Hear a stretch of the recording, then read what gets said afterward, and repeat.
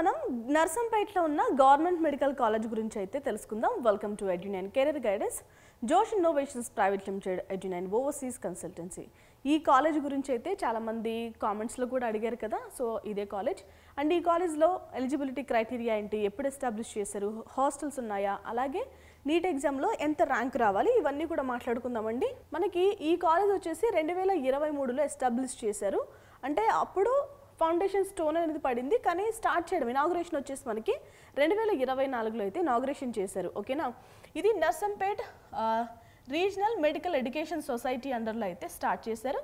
మనకి తెలంగాణలో చూడండి, ప్రతి జిల్లాకి ఒక మెడికల్ కాలేజ్ ఉండాలి అన్న ఉద్దేశంతో స్టార్ట్ చేసిన one of the college. Okay right, ఇక 183 కోట్ల రూపాయల బడ్జెట్తో అయితే స్టార్ట్ చేయడం జరిగింది హాస్పిటల్ కాంప్లెక్స్ అండ్ మెడికల్ కాలేజ్ని. మనకి ఫస్ట్ అకాడమిక్ ఇయర్ ఎప్పుడు స్టార్ట్ అయిందంటే 2024-25. ఓకే, ఫస్ట్ స్టార్ట్ చేసిన బ్యాచ్ ఎంత ఇంటేక్ అండి, 50 సీట్ల ఇంటేక్తో అయితే స్టార్ట్ చేశారు. ఎన్ఎంసీ గుర్తింపు ఉంది. ప్రతి కాలేజ్ లాగే తెలంగాణలో ఉన్న అన్ని మెడికల్ కాలేజెస్ లాగే ఈ కాలేజీ కూడా Kaloji Narayanarao university of health sciences అండర్లో ఉంది అండ్ ఎన్ఎంసీ గుర్తింపు కూడా ఉంది. ఓకేనా, మనం కాలేజ్ ఎగ్జాక్ట్ లొకేషన్ మాట్లాడుకోవాలి అంటే స్వర్ణపురం విలేజ్లో అయితే ఉంది, పాకల్ రోడ్లో. మనకి భారత్ పెట్రోలియం పంప్ దగ్గర అయితే దానికి దగ్గరగా ఉంటుందండి కాలేజ్. అలాగే ఎగ్జాక్ట్గా నర్సంపేటలో వరంగల్ జిల్లాలో అయితే ఉంది, తెలంగాణ రాష్ట్రంలో. పిన్ కోడ్ కూడా ప్రొవైడ్ చేశారు. అండ్ మిషన్ ఏంటి, to provide affordable quality medical education and health care to undeserved communities. So వీళ్ళ ముఖ్య ఉద్దేశం ఏంటి, అఫోర్డబుల్ హెల్త్ కేర్ని ప్రొవైడ్ చేయడమే వీళ్ళ యొక్క ముఖ్య ఉద్దేశం. ఓకేనా రైట్, ఇక ఎలిజిబిలిటీ క్రైటీరియా చూద్దాం. గవర్నమెంట్ మెడికల్ కాలేజ్ నర్సంపేటలో చదవాలంటే మనం ఫస్ట్ ఇంటర్మీడియట్ అనేది కంప్లీట్ చేయాల్సిన అవసరం ఉంటుంది. లేదు అంటే ఈక్వాలెంట్ ఎగ్జామినేషన్స్ రాసినా ఓకే.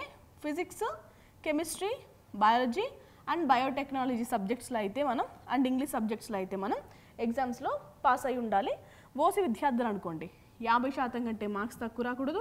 ఇక బీసీ, ఎస్సీ, ఎస్టీ విద్యార్థులు అయితే 40% మార్క్స్ కంటే తక్కువ రాకుండా వాళ్ళు సెక్యూర్ చేయాలి మార్క్స్ని. ఓకేనా, 17 సంవత్సరాలు నిండి ఉండాలి. ఎప్పటి వరకు, 2025 డిసెంబర్ 31వ తారీఖు లోపు మీకు 17 సంవత్సరాలు అయితే నిండి ఉండాలి.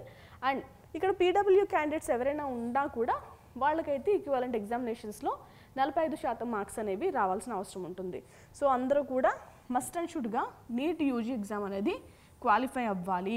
ఇది కంపల్సరీ మ్యాండేటరీ అండి. ఓకేనా, నీట్ యూజీ ఎగ్జామ్ రాయకుండా అయితే మీకు అడ్మిషన్ అయితే ఇవ్వరు.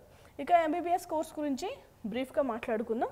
కోర్సు డ్యూరేషన్ వచ్చేసి 5.5 సంవత్సరాలు, 4.5 సంవత్సరాలు కోర్స్ చదువుతాం, 1 సంవత్సరం ఇంటర్న్షిప్ చేస్తాం. మనం మాట్లాడుకుంటున్న నర్సంపేట గవర్నమెంట్ మెడికల్ కాలేజ్లో టోటల్ ఇంటేక్ ఎంత, 50 సీట్లు. ఎందుకంటే ఇది చాలా రీసెంట్ కాలేజ్. ఈ 50 సీట్లని స్టేట్ కోటా కింద అలాగే ఏఐక్యూ కోటా కింద డివైడ్ చేస్తారు. స్టేట్ కోటాకు వచ్చేసి 85% సీట్లు, ఏఐక్యూ కోటాకి 15% సీట్లు. 85% సీట్లు అంటే 43 సీట్లు వస్తాయి, ఏఐక్యూకి 15% అంటే 7 సీట్లు వస్తాయి. మనకి ఆల్ ఇండియా కోటాకు వచ్చేసేసి ఫీజ్ అనేది యూనివర్సిటీ ఫీజు కూడా యాడ్ అవుతుంది. సో ఈ ఫీజ్ స్ట్రక్చర్ కూడా మాట్లాడుకుందాం. సో నర్సంపేటలో ఉన్న గవర్నమెంట్ మెడికల్ కాలేజ్లో చదవాలి అంటే ఫీజెస్ ఎలా అవుతాయి, ఓసీ, బీసీ అలాగే ఎస్సీ, ఎస్టీ విద్యార్థులకు చూద్దాం. ట్యూషన్ ఫీజు అనేది ఎవ్రీ ఇయర్ పే చేయాలి, 10,000 రూపాయలు. సిడిఎస్ ఫీజు అనేది 5,000. ఈ లైబ్రరీ ఫీజు కూడా ఎవ్రీ ఇయర్ పే చేయాలి, 2,000. Central store fee 2,000. Library fee కూడా మనం ప్రతి సంవత్సరం పే చేయాలి, 2,000 రూపాయలు. కాషన్ డిపాజిట్ వచ్చేసి 3,000. అకాడమిక్ డెవలప్మెంట్ ఫండ్ వచ్చేసి 3,000. ఎస్సీ, ఎస్టీ విద్యార్థులు అయితే 1,000 రూపాయలు. నాన్ గవర్నమెంట్ ఫండ్ వచ్చేసి 2,000 రూపాయలు. టోటల్ ఒక ఓసీ లేదు అంటే బీసీ విద్యార్థి కనుక నర్సంపేటలో ఉన్న గవర్నమెంట్ మెడికల్ కాలేజ్లో చదువుకోవాలి అంటే 29,000 రూపాయల వరకు ఖర్చు అవుతుంది. అలాగే ఎస్సీ, ఎస్టీ విద్యార్థి అయితే 27,000 రూపాయల వరకు ఖర్చు అవుతుంది. ఓకేనా, ఇక గవర్నమెంట్ మెడికల్ కాలేజ్ నర్సంపేటలో చదువుకోవాలి అంటే హాస్టల్స్ ఉన్నాయంటే హాస్టల్స్ అయితే ఉన్నాయండి. మనకి సెపరేట్ బాయ్స్కి, గర్ల్స్కి సెపరేట్ హాస్టల్స్ ఉన్నాయి. మనకి hostel located on 2nd floor of the college building. So college బిల్డింగ్లోనే 2nd ఫ్లోర్లో మనకి హాస్టల్స్ ఉంటాయి. అలాగే 3rd ఫ్లోర్లో వచ్చేసి మనకి మెస్ అలాగే ఎగ్జామ్ హాల్స్ అయితే ఉంటాయి. ఓకే, హాస్టల్ యాన్యువల్ ఫీజు ఎంత, 23,000 రూపాయల వరకు ఖర్చు అవుతాయి. దాంట్లో one time non refundable fee కూడా పే చేయాలి, 5,000 రూపాయలు.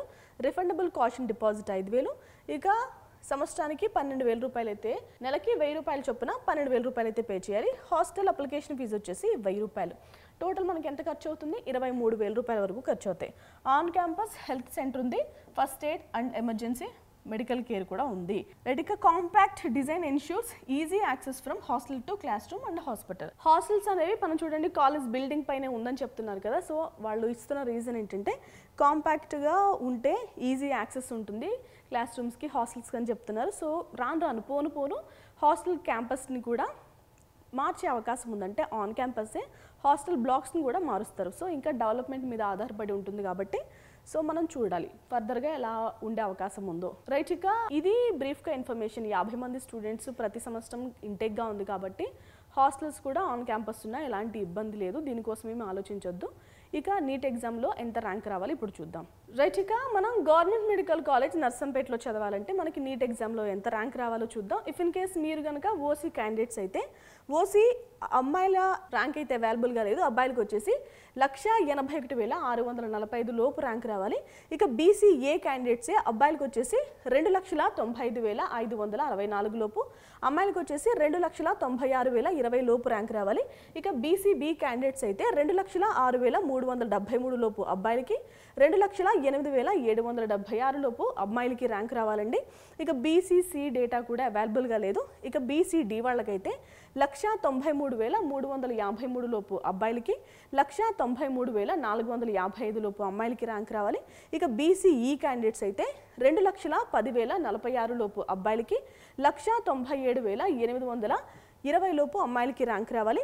ఇక ఈడబ్ల్యూఎస్ క్యాండిడేట్స్ అయితే మేల్ డేటా అవైలబుల్గా లేదు, ఫీమేల్కి వచ్చేసి 1,78,154 లోపు ర్యాంక్ రావాలి.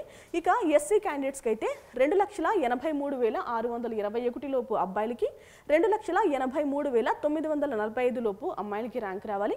ఇక ఎస్టీ విద్యార్థులకైతే 2,60,3957 లోపు అబ్బాయిలకి, 2,63,940 ర్యాంకు లోపు అమ్మాయిలకి అయితే ర్యాంక్ వచ్చి ఉండాలి. ఇవన్నీ కూడా 2024కు సంబంధించిన సెకండ్ ఫేజ్ యొక్క క్లోజింగ్ ర్యాంక్స్. ఓకే, మీ క్యాస్ట్ ఆధారంగా మీరు ఎస్టిమేట్ చేసుకునే ప్రయత్నం చేయండి. ఎలాంటి ఇబ్బంది ఉన్నా కూడా డైరెక్ట్ ర్యాంకే పెట్టండి. చాలామంది వాళ్ళ క్యాస్ట్ మార్క్స్ పెడుతున్నారు, సో ఇది ఇప్పుడైతే అవసరం లేదు. వన్స్ ర్యాంక్స్ రిలీజ్ చేసిన తర్వాత మీరు డైరెక్ట్గా ర్యాంక్ పెడితే ఈజీగా ఉంటుంది చెప్పడానికి. ఓకేనా, చాలామంది నర్సంపేట్ కాలేజ్ అడిగారు కదా, so here is the video. Thanks for commenting. మీకోసమే వీడియో చేశాను. కామెంట్ చేసిన వ్యక్తికి ఈ వీడియో డెడికేట్ చేస్తున్నాను, ఎందుకంటే ఆయన చాలాసార్లు కామెంట్ చేశారు. థ్యాంక్ యూ సో మచ్ అండి. ఇది ఇవాల్టి వీడియో. Thank you.